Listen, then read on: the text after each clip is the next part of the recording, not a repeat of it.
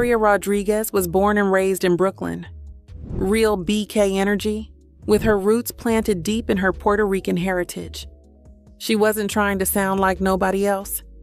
Not the Miami Cubans, not the L.A. Vatos. Her Spanish, New Yorican. That hood-tinged, Spanglish switching, Bronx to Brooklyn Spanish you can only get growing up in bodegas and subways. You'd hear it in her flow. One bar in English, the next in Spanish, sometimes in the same breath. She wasn't performing bilingualism, she lived it. Before Spanglish was marketable, before Latin hip-hop was a trend, there was a woman in Brooklyn who spit rhymes so sharp and bilingual, she made you feel her in 2 languages. Gloria Rodríguez, better known as Hurricane G, wasn't just in the game.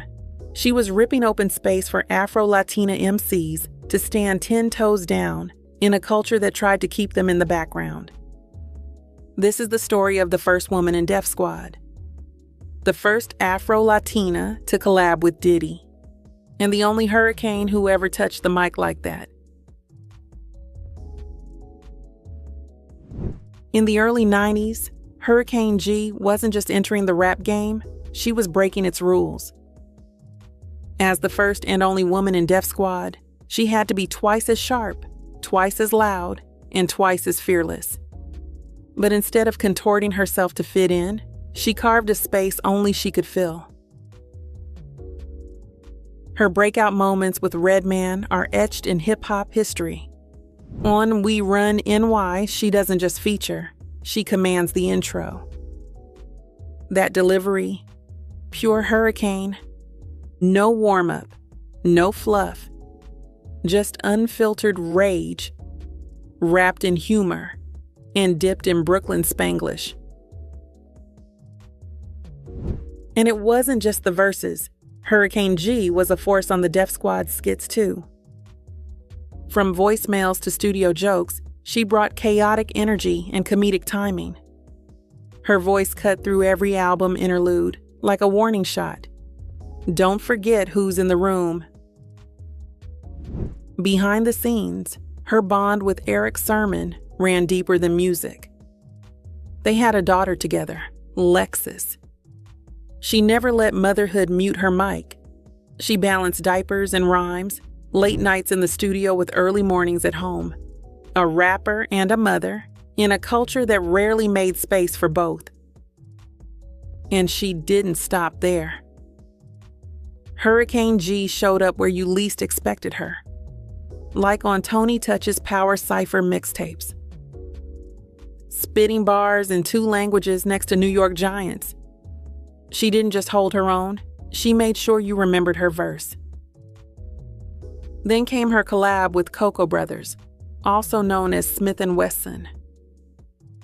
On Spanish Harlem, her voice sliced through Duck Down's gritty production like thunder. East New York met Brownsville, and Hurricane made it a bilingual Brooklyn classic. She wasn't a novelty. She wasn't a background act. She was Def Squad's secret weapon. And whether she was rocking with Redman, vibing with Cocoa Brovaz, or bodying a Tony Touch tape, Hurricane G never watered herself down. She was raw, real, relentless, and always reppin'. By 1999, Sean Diddy Combs was in full shiny suit mode, the champagne-popping remix king.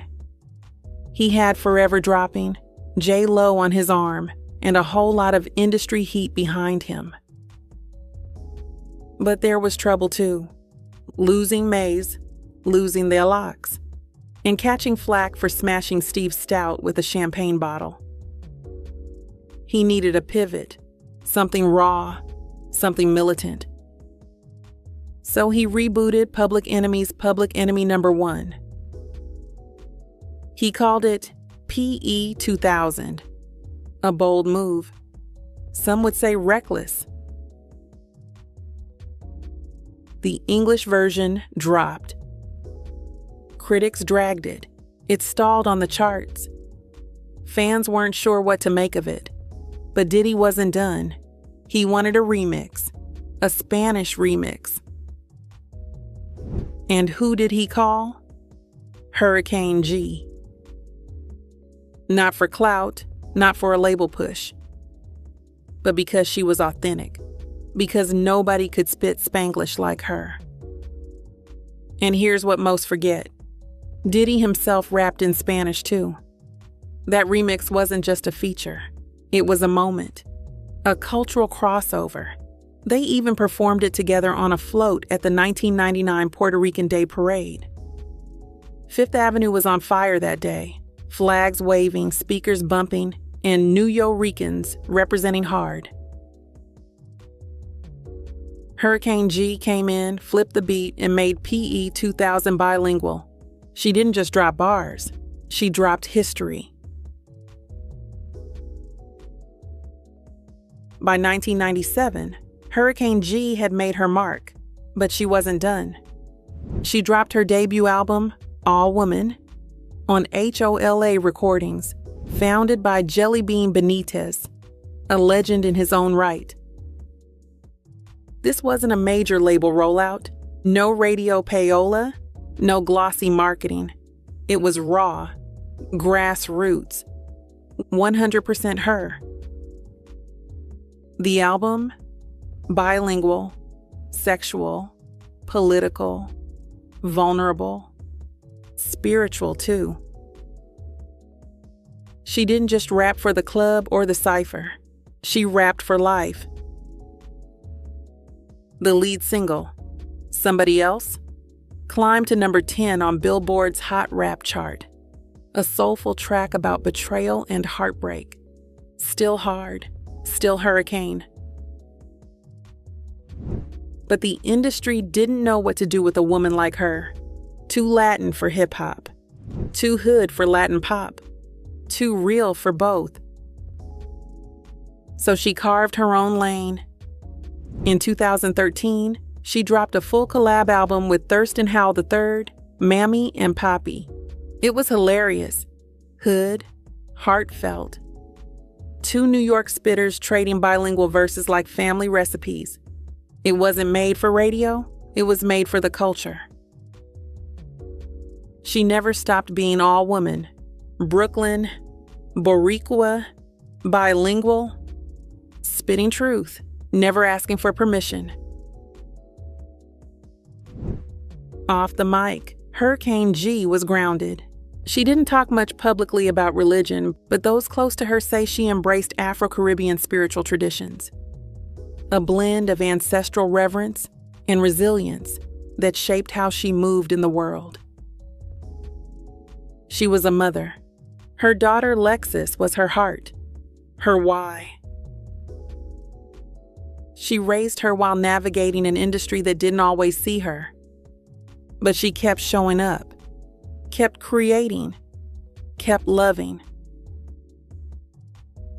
In May 2022, Lexus shared heartbreaking news on social media.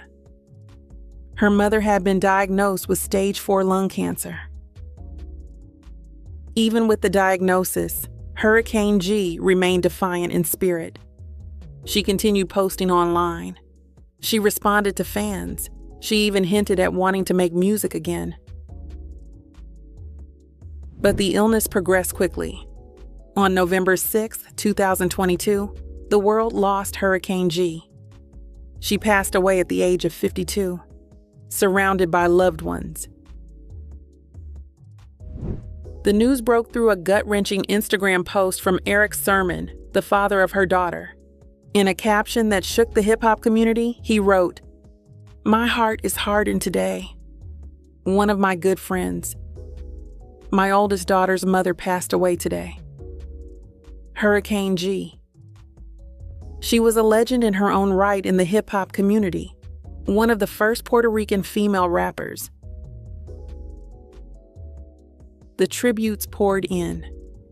From Redman, from fans, from underground heads who had memorized her skits, and from a new generation of Afro-Latina artists who saw her not just as a pioneer, but as proof that they could exist loudly, bilingual, and unapologetic. Hurricane G didn't die a trend, she lived a blueprint. For every Afro-Latina, every hood bilingual girl, every woman who refused to pick a lane. She didn't just break rules, she spoke in 2 languages and broke them twice. No platinum plaques, no major label machine, just bars, history, and legacy, carved in Spanglish,